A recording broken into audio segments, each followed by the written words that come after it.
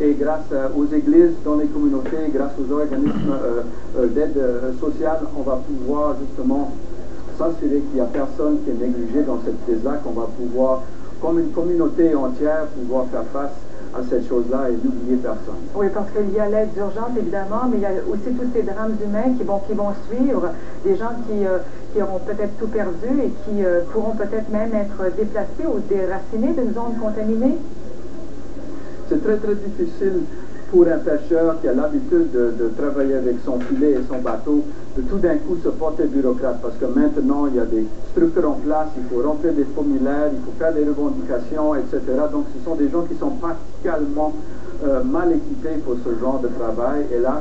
Et ce que nous essayons de faire, tout simplement, c'est de s'assurer qu'il n'y a pas de... Parce que, évidemment, ils étaient à la veille de commencer la saison de pêche. Ils avaient emprunté de l'argent pour faire nettoyer le bateau, pour préparer tout le travail nécessaire pour aller à la pêche. Et maintenant, ils se trouvent sans ressources et sans revenus. Et on va s'assurer dans un premier temps qu'il n'y a personne sur la côte louisianaise qui va manquer de quoi, de nourriture pendant les prochains mois. Est-ce dire que l'aide versée aux promises par la BP et même le gouvernement américain n'est pas suffisante? Il y a pour l'instant, on estime à peu près 20% des pêcheurs qui ont eu un contrat de nettoyage avec la BP qui laisse un 80% de côté. Et vous savez, la bureaucratie américaine, ça prend du temps. De toute façon, la responsabilité, c'est pour la BP. La responsabilité n'est pas au gouvernement américain. Hier, on avait déboursé environ 18 millions de dollars. Et ça, c'est par chèque de 3 000 $. Et nous, ce que nous essayons de faire, c'est d'identifier, de venir en aide à ceux et à celles qui tombent entre les cracks pour s'assurer qu'il n'y a personne de ces communautés qui vont souffrir plus que le drame personnel de cette tragédie. Oui. Évidemment, il y a un drame pour les hommes, un drame épouvantable, mais aussi pour la nature, les animaux, les oiseaux dont le nettoyage mobilise aussi d'énormes ressources. J'ai parlé avec Waylon Thibodeau, qui est propriétaire d'un banc d'huîtres dans la Bayou Henry, près de Cocodrie. C'est contaminé. Pour les prochains 20 ans, il faut laisser ce temps pour rétablir ces bancs d'huîtres. L'impact sur les crevettes, on ne le sait pas encore. Tant que la fuite continue, tant que la situation n'est pas arrêtée, on peut tout simplement imaginer, sans vraiment savoir où c'est qu'on va avec ça. C'est évident qu'il y aura un impact sur l'écologie pour des années, des décennies ou plus longtemps. Il n'y a personne qui sait parce qu'on n'a jamais expérimenté une telle chose, mais nous, Gulf Aid Acadiana, on est là pour essayer d'aider les pêcheurs dans un premier temps et puis de travailler pour la restauration de la côte à long terme. Monsieur Richard, merci beaucoup d'avoir été avec nous ce soir. Merci. Merci à vous. Au revoir. Merci.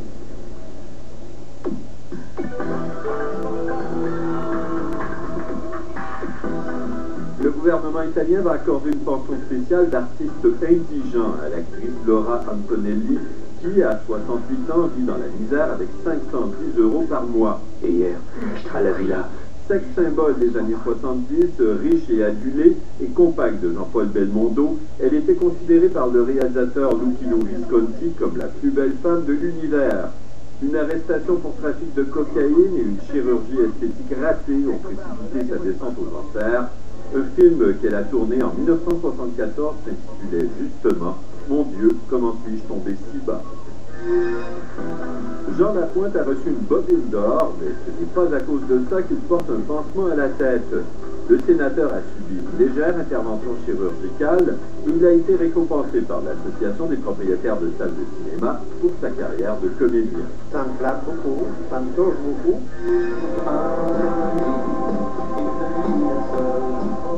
Vedette atypique de la chanson française, Jean-Louis Murat revient à Montréal après une absence de 10 ans. Il chante 3 soirs au Francophonie. Grand mélodiste et auteur de textes denses, son ironie cache à peine un certain pessimisme. J'espère me tromper, mais je pense faire partie des dernières générations de chanteurs en langue française.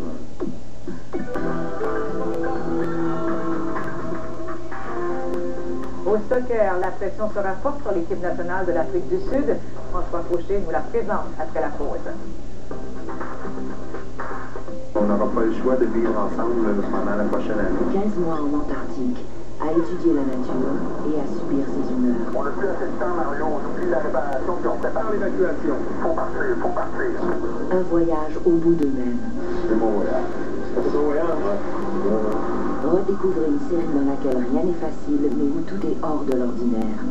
Mission Antarctique, l'aventure humaine. Les dimanches midi et demi et 21h30 sur RDI. Quand un mal de tête vous frappe, tout ce que vous voulez, c'est un soulagement rapide. Faites confiance aux gélules Tylenol Action Rapide pour retrouver votre état normal, quel que soit votre état normal.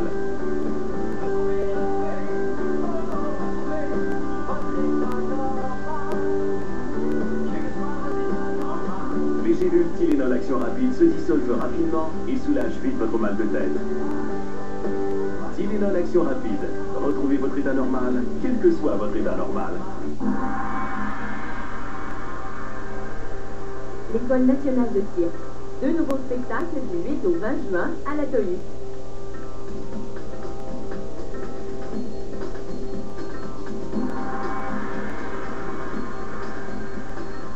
L'École nationale de cirque. Haute voltige, fougue, virtuosité. Du cirque créatif et audacieux. Réservé sans tarder.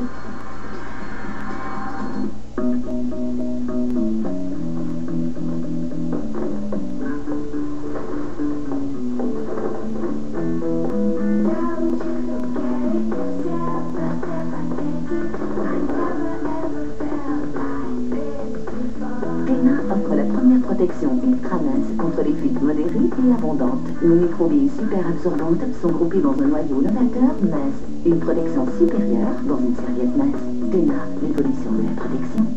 Papa, Chantal, j'ai rencontré un touriste qui pensait que c'était un géant. C'est quoi le géant?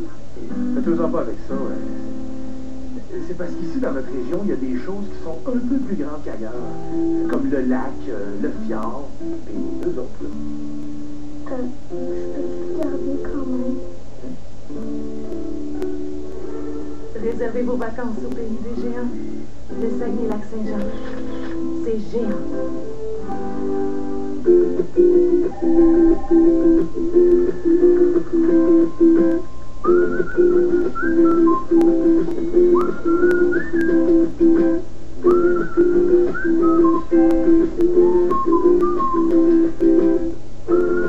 Pour que votre argent continue de travailler, même quand vous ne travaillez plus, renseignez-vous sur les portefeuilles Coris Retraite.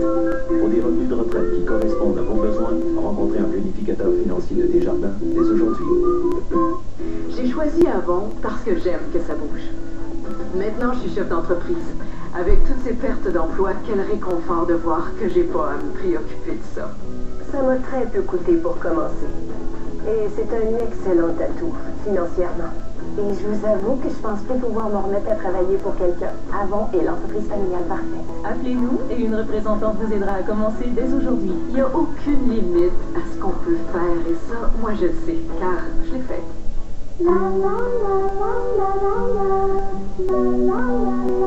Gras, 0. Sucre ajouté, 0. Aspartame, 0. Et 0 compromis.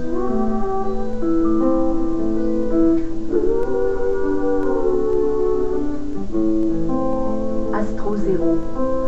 0 compromis. Pour sauver sa culture ancestrale, Moses doit réussir dans le monde moderne. Il a donc créé son agence de tourisme qui lui permet d'aider les hommes de son village.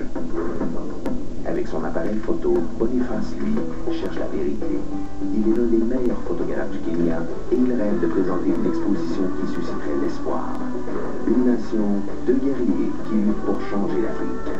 L'Afrique en marche, samedi 20h, sur RDI.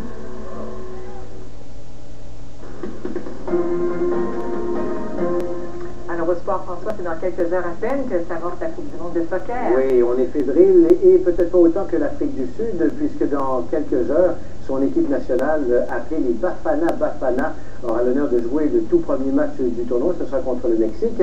Alors Antoine Léa va justement nous présenter la sélection de ce pays hôte. Voici les 23 joueurs sur qui les yeux d'une nation entière sont braqués. 23 hommes qui ont la lourde commande d'être à la hauteur.